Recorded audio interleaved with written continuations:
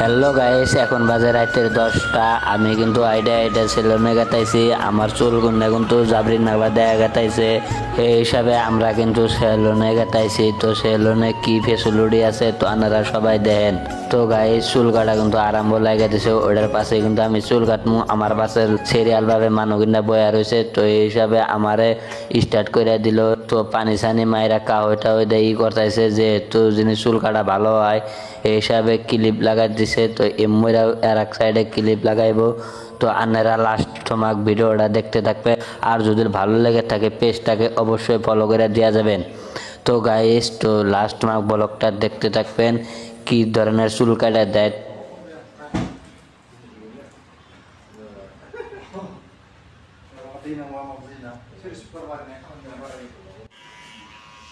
তো গাইস, আমার চুল কাটা কিন্তু স্টার্ট হয়ে গেছে গা। তো লাস্ট মার্ক ভিডিওটা দেখেন।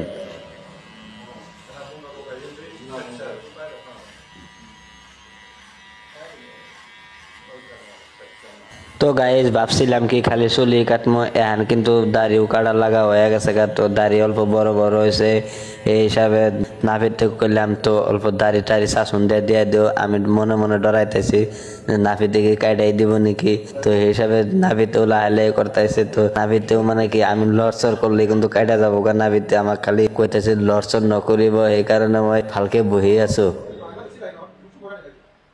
তো গাইস, চুল কাটার টাইমে ডরাইলাম না। তো গাইস, এখন কিন্তু দাড়ি সাজতাইছে।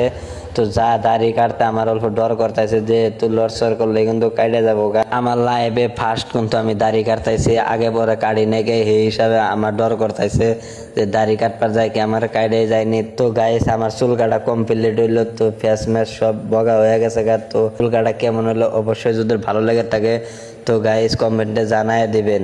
তো এই ধরনের নতুন নতুন ভিডিও পাইতে তো আমার এই পেজটাকে অবশ্যই ফলো করে রাখবেন।